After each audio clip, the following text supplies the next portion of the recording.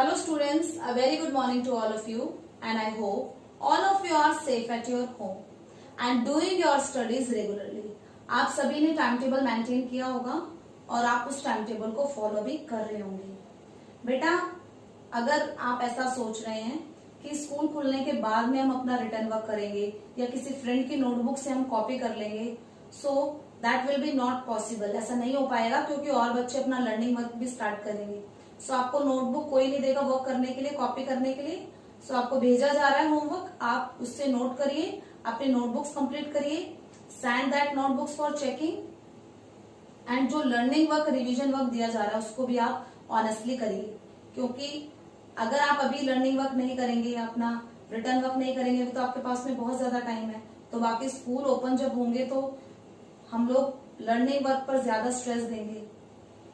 सो हम learning work पर ज्यादा फोकस करेंगे। तो अगर आपके पास में रिटर्न मटेरियल नहीं है तो आप कहां से लर्निंग करेंगे? Okay, so make your notes, do your work regularly, learning work as well as return work. Okay, so students, in today's class we are going to discuss about the NCERT question of lesson 7 जो हम पढ़ चुके हैं, natural हाजार्ड्स and natural disaster. इसके question answer है वो आज हम रीड करेंगे। So start with the MCQs. Which state of India experience flood frequently? India के किस स्टेट में, एक ही स्टेट पूछा है तो हमें एक पर्टिकुलर स्टेट का नाम लिखना पड़ेगा, दैट इज आसाम। जब हम फ्लड के बारे में पढ़ रहे थे तो हमने पढ़ा था कि वेस्ट बंगाल, बिहार एंड असम में सबसे ज्यादा फ्लड आती है और इन स्टेट में से भी सबसे ज्यादा फ्रीक्वेंटली बार बार जो फ्लड है वो कहाँ आती है? आसाम में। Okay, Malpa landslide disaster take place in. अब इंडिया में एक Malpa disaster that is in 1998 में। 1998 में उस टाइम पर हिमाचल प्रदेश ही था, उत्तराखंड नहीं था। उत्तराखंड में, और अभी राइट नाउ वो उत्तराखंड है, तो उत्तराखंड के पिथौरागढ़ डिस्ट्रिक्ट में, पिथौरागढ़ डिस्ट्रिक्ट में एक विलेज था दैट इज मलपा विलेज। यहां पर इतना एक वास्ट लैंडस्लाइड हुआ था कि पूरा जो विलेज है वही खत्म हो गया था। इसलिए वर्ल्ड का एक ऐसा बहुत ही डिवास्टिंग लैंडस्लाइड में काउंट होता है जो मलपा में लैंडस्लाइड हुआ था। पूरा का पूरा जो माउंटेन था उसकी स्लाइड हो गया था वो, और उसकी वजह से पूरा जो विलेज था वो डिस्ट्रक्ट हो गया था। ओके, सो आपने यहाँ पर पूछा है जगह का नाम पिथौरागढ़, दैट इज आपको ऑप्शन दिए गए, आपको ऑप्शन भी दिए गए हैं उसमें। So next is state receives flood in the winter month. अब इंडिया का वो स्टेट बताना है जो विंटर मंथ में भी जिसमें फ्लड आती है। सो विंटर मंथ में बारिश होती है तमिलनाडु कोस्ट पे। रिट्रीटिंग मानसून, लौटता हुआ मानसून, जब मानसून बैक आती है, जो मानसून विंड्स है वो वापस आती हैं, सो तमिलनाडु के कोस्ट पर वो भारी बारिश करती हैं जिसकी वजह से वहां पर फ्लड आती है। तो रिट्रीटिंग मानसून की वजह से तमिलनाडु कोस्ट पे फ्लड आती है। मानसून की वजह से तमिलनाडु कोस्ट पर बारिश होती है एंड उससे फ्लड आती है। मेजोली रिवर आइलैंड सिचुएटेड इन। हमने जब रिवर चैप्टर पढ़ा था तो हमने ये भी पढ़ा था कि जब रिवर्स अपने साथ में बहुत सा डिपॉजिट लेके आती है तो वो बीच में कई बार डिपॉजिट है उसको वहीं छोड़ देती है, तो सेडिमेंट्स है उनको जमाना स्टार्ट कर दिया, तो रिवर के बीच में एक रिवराइन आइलैंड बन जाता है। मतलब रिवर ने ही एक आइलैंड बना दिया है रिवर में। ओके, सो ऐसा सबसे बड़ा आइलैंड जो किसी रिवर ने बनाया है that is in Brahmaputra. Brahmaputra river ने अरुणाचल प्रदेश में मेजोली नाम का रिवर आइलैंड बनाया है जो वर्ल्ड का लार्जेस्ट रिवराइन आइलैंड है। तो किस रिवर, कहां सिचुएटेड है ये, किस रिवर के बीच में? Brahmaputra. Okay, clear? Next is blizzards come under which type of natural disaster. Natural disaster का हमने जब क्लासिफिकेशन किया था सो उसको हमने 4 टाइप में, एटमॉस्फेरिक डिजास्टर, एक terrestrial, another one is aquatic, last one is biological. तो अगर ब्लिजार्ड की बात करें कि स्नो स्टॉर्म, स्नोफॉल भी हो रही है, स्टॉर्म आ रहा है, तेज विंड्स चल रही हैं वहां पर, दैट इज हिली एरियाज में होते हैं ये ब्लिजार्ड्स। एटमॉस्फेरिक डिजास्टर है ये, एटमॉस्फेरिक कंडीशंस के विंड्स है या स्नोफॉल हो रही है, तो these are the atmospheric disaster. तो ये एटमॉस्फेरिक डिजास्टर के अंडर में आते। Next short question is when can a hazard become a disaster. एक हाजार्ड है वो डिजास्टर कैसे बन जाएगा। एक तो अपने माइंड में एक चीज हमें क्लियर करनी होगी कि जो हाजार्ड से जो लॉस होता है वो इन कंपैरिजन कम होता है डिजास्टर से। मतलब यहाँ पर भी सर्कमस्टेंसेस बनते हैं जिसमें प्रॉपर्टी को हार्म होता है, ह्यूमन लाइफ है उसको हार्म होता है, बट डिजास्टर है वो इतना क्विक एंड सडन होता है कि इसमें वाइड स्प्रेड डेथ होती है, वाइड स्प्रेड हार्म होता है, प्रॉपर्टी का भी, ह्यूमन लाइफ का भी, एंड इस पर हमारा कोई कंट्रोल नहीं है। So circumstances that have potential to cause harm, तो ऐसे सर्कमस्टेंसेस जिनमें पोटेंशियल है कि वो हार्म हमें पहुंचाएंगे, पीपल को भी एंड प्रॉपर्टी को भी। सो सपोज हम एक एग्जांपल लेते हैं कि सॉइल इरोजन हो रहा है कहीं पर। अब सॉइल इरोजन हो रहा है तो हमें पता है कि सॉइल इरोजन अगर ज्यादा है वहां पर, अगर वो माउंटेनियन रीजन है, सो माउंटेनियस रीजन होने की वजह से वहां पर लैंडस्लाइड हो सकता है। सो हम यहाँ पर रुक सकते हैं, सॉइल इरोजन को रोक सकते हैं, हम यहाँ पर ट्रीज लगा सकते हैं।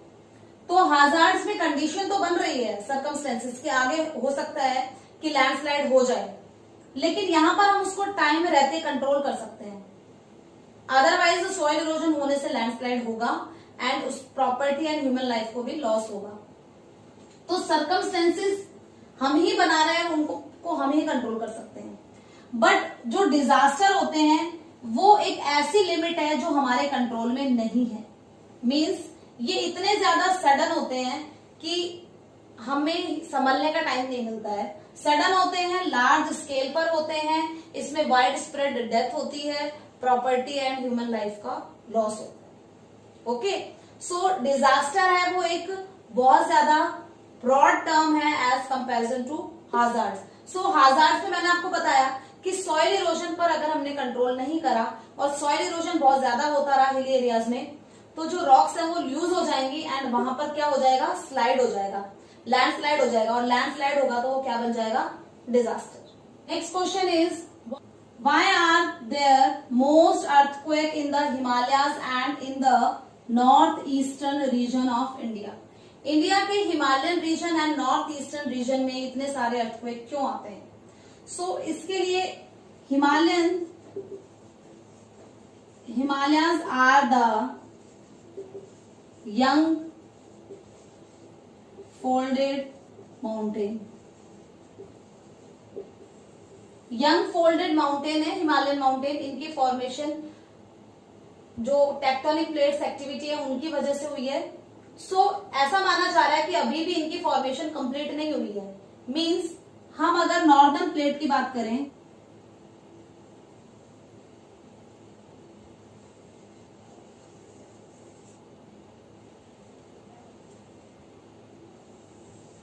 ये इंडियन प्लेट है एंड यहां पर है यूरेशियन प्लेट। तो जो हमारी इंडियन प्लेट है वो नॉर्थ की तरफ, मींस दिस डायरेक्शन, अभी भी मूव हो रही है। यानी कि हर साल अगर जो जियोलॉजिस्ट हैं उन्होंने देखा, हर साल हमारे इंडिया की पोजीशन है हिमालयन माउंटेन की वो कुछ सेंटीमीटर चेंज हो जाती है, मतलब आगे की तरफ बढ़ रही है। तो अभी भी ये माना जा रहा है कि जो नॉर्दर्न प्लेट है, अभी भी ये माना जा रहा है कि इंडियन प्लेट है वो नॉर्थ की तरफ मूव हो रही है एंड यहाँ पर यूरेशियन प्लेट है। तो जब दो प्लेट्स आपस में स्ट्रक होंगी तो यहाँ पर प्रेशर पड़ेगा, मतलब दोनों यहाँ पर स्ट्रक हो रही है, नॉर्थ की तरफ यहाँ पर स्ट्रक हो रही है, लेकिन यूरेशियन प्लेट को ये पुश नहीं कर पा रही आगे। तो यहाँ से जब एनर्जी रिलीज होगी, दोनों आपस में कोलैप्स होंगी, तो वहां पर अर्थक्वेक आएगा। तो ये जो रीजन है हिमालयन रीजन से लेकर के नॉर्थ ईस्टर्न स्टेट, ये तो जब ये प्लेट यूरेशियन प्लेट की तरफ पुश होती है तो यहाँ पर एनर्जी रिलीज होती है, जिसकी वजह से इस रीजन में अर्थक्वेक आते हैं। ओके, तो सिंपली था वैसे तो कि अर्थक्वेक क्यों आते हैं इस रीजन में, क्योंकि जो हमारी इंडियन प्लेट है वो अभी भी नॉर्थ की साइड आगे की तरफ मूव हो रही है और वो जब यूरेशियन प्लेट से कोलैप्स होती है, यूरेशियन प्लेट को पुश करने की कोशिश करती है, तो एक एनर्जी रिलीज होती है जिससे कि PSNL वेव्स वो निकलती हैं। PSL वेव्स जब अर्थक्वेक आता है, primary, secondary and long waves, तो उसकी वजह से जो हमारी अर्थ है उसमें वाइब्रेशन होता है and that is the earth. Next question is what are the basic requirement for the formation of cyclones. Cyclones में हमने ये पढ़ा था कि सर्कुलर मोशन में जो विंड्स है वो ओशन सरफेस पर फ्लो होती है, तो उसकी वजह से जो एक स्ट्रॉम आता है that is called the cyclone. इसकी जो स्पीड होती है वो बहुत ज्यादा होती है। तो हमने पढ़ा था कि जो ट्रॉपिकल रीजन है दैट इज 30 डिग्री, इक्वेटर से 30 डिग्री नॉर्थ एंड साउथ, इस रीजन में साइक्लोन्स आते हैं। सो इसके लिए कंडीशन है कि जो हीट है, जो टेम्परेचर है ओशन वाटर का दैट इज 27 डिग्री सेल्सियस या उससे ज्यादा होना चाहिए टेम्परेचर, यानी कि टेम्परेचर ज्यादा हो, मॉइस्चर ज्यादा हो, हीट ज्यादा हो, जिसकी वजह से एयर है वो जल्दी हीटेड अप हो जाएगी एंड वो ऊपर की तरफ मूव होना स्टार्ट होगी। जब वार्म एयर है वो ऊपर जाएगी तो कोल्ड एयर उसकी जगह लेने के लिए नीचे आएगी, तो एक स्पाइरल स्ट्रक्चर बन जाएगा। And next is low pressure area. Low pressure area की रिक्वायरमेंट है क्योंकि जो हवाएं हैं वो लो प्रेशर से, क्योंकि जो विंड्स हैं वो high pressure to low pressure चलती है। सो अगर किसी रीजन में लो प्रेशर है मतलब यहाँ पर टेम्परेचर ज्यादा है, मैंने आपको बताया था जहां पर टेम्परेचर ज्यादा होगा वहां पर एयर प्रेशर कम होगा। सो हाई प्रेशर से और लो प्रेशर की तरफ जो विंड्स हैं वो मूव हो रही है एंड उसकी वजह से जो विंड का डायरेक्शन है वो सर्कुलर हो रहा है। इस एरिया में ऐसे सर्कुलर इसका मोशन हो रहा है। सो सर्कुलर मूव, ऐसे इसकी सर्कुलर मूवमेंट हो रही है। ओके, सो कंडीशंस क्या चाहिए, एक तो लो प्रेशर होना चाहिए, टेम्परेचर ज्यादा होना चाहिए, एयर में मॉइस्चर ज्यादा होना चाहिए, इवोपरेशन जिसे कहा जाता है वो मॉइस्चर ज्यादा हो, एंड ओशनिक सरफेस होना चाहिए। जैसे जैसे कोस्टल एरियाज के पास में आते हैं साइक्लोन्स ओशन रीजन को छोड़ के, वैसे वैसे इनकी स्पीड है वो कम होती हुई चली जाती है। ओके, सो ओशनिक सरफेस से और ऊपर तक इनकी हाइट 12 to 14 किलोमीटर होती है, जबकि जो एरिया ये कवर करते हैं वो 500 to 1000 किलोमीटर तक का हो सकता है। तो these are the cyclones. Next question is how are the floods in eastern India different from that ones of western India. Eastern India की जो फ्लड्स है वो वेस्टर्न इंडिया की फ्लड से डिफरेंस कैसे है। सो ईस्टर्न इंडिया की जो फ्लड्स है that are covered by the Brahmaputra river. Brahmaputra river की वजह से आती है ईस्टर्न जो रीजन है वहां पर फ्लड, एंड ये हिमालयन रिवर्स हैं। सो हिमालयन रिवर होने की वजह से इनमें वाटर क्वांटिटी ज्यादा है, जिसकी वजह से यहाँ पर फ्रिक्वेंटली यहाँ पर फ्लड आती है, एंड जो फ्लड होती है वो बहुत ज्यादा डिस्ट्रक्टिव होती है। बहुत ज्यादा डिस्ट्रक्टिव मतलब लार्ज एरिया को इफेक्ट करती है क्योंकि वाटर क्वांटिटी ज्यादा है। सो नॉर्मली अगर रेनफॉल सीजन है तो उसमें फ्लड आ सकती है, जबकि जो वेस्ट इंडिया है वहां की जो रिवर्स है वो शॉर्ट है, वहां पर रेनफॉल कम होती है। सो वहां पर अगर बहुत ज्यादा रेनफॉल हो उसी कंडीशन में वहां पर फ्लड आती है, और यहाँ पर जो फ्लड होती है वो इतनी ज्यादा डिस्ट्रक्टिव नहीं होती है जितनी की ईस्टर्न इंडिया की फ्लड होती है। सो अगर हम कंपैरिजन करें तो फ्लड है वो फ्रीक्वेंटली मतलब हर बार फ्लड आती ही है वहां पर, तो ईस्टर्न इंडिया में फ्लड आती है, जबकि वेस्टर्न इंडिया में जब एक्सट्रीम कंडीशन हो जाए मतलब बहुत ज्यादा ही बारिश हुई है उस कंडीशन में ही यहाँ पर फ्लड आती है। Next question is why are there more drought in central and western India. Central and western India में ड्रॉट ज्यादा क्यों आते हैं। सेंट्रल एंड वेस्टर्न इंडिया ऐसा रीजन है जहां पर रेनफॉल कम होती है, एंड रेनफॉल कम वहां पर इसलिए होती है क्योंकि जो रेनफॉल विंड्स है वहां तक पहुंचते पहुंचते इतनी वीक हो जाती है, उनमें मॉइस्चर बिल्कुल रिड्यूस हो जाता है जिसकी वजह से बारिश नहीं आती। तो जब अगर रेनफॉल कम होगी तो वहां पर कैसा एरिया हो जाएगा, that is the drought prone area वो हो जाएगा, वहां पर वाटर स्कार्सिटी की प्रॉब्लम क्रिएट हो जाएगी। So that is the simple reason कि रेनफॉल कम होती है वहां पर और जो इंटेंसिटी है रेनफॉल की वो बिल्कुल वीक होती है, दैट्स वाई यहाँ पर ड्रॉट एरिया बन जाता है। Next question is the long question belongs to the landslide prone reason.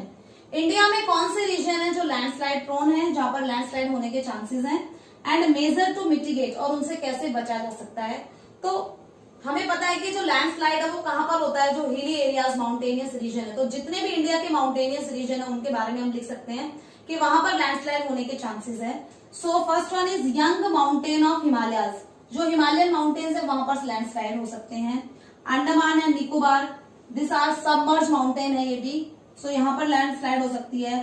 Steep slopes of western Ghats and Nilgiri, western Ghats peninsular region के वेस्टर्न घाट एंड वहां पर नीलगिरी जो माउंटेन रेंजेस है cover the Karnataka, Tamil Nadu and Kerala region, so इनके western part में landslide हो सकता है। And north eastern region, north eastern states, Uttar Pradesh, Assam, Sikkim, Manipur, Meghalaya, Nagaland, Mizoram, ये सारे हिली एरियाज है, तो यहाँ पर भी लैंडस्लाइड की प्रॉब्लम होती है। देन लद्दाख जम्मू कश्मीर में एंड स्पीति इन हिमाचल प्रदेश, ये माउंटेनियस रीजन है और यहाँ पर अनकंसोलिडेटेड रॉक्स हैं, जिसकी वजह से यहाँ पर लैंडस्लाइड हो सकता है। Aravalli region that is in northern western part, northern western part Rajasthan की ईस्टर्न बाउंड्री बनाता है अरावली रीजन, वहां पर लैंडस्लाइड हो सकता है।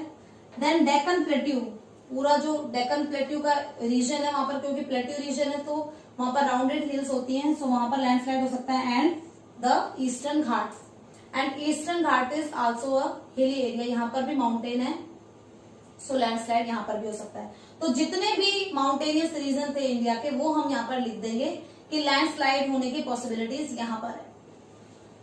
देन मिटिगेशन कैसे किया जाएगा, उसका निवारण कैसे, उसको रोका, कैसे लैंडस्लाइड होने से हम रोक सकते हैं।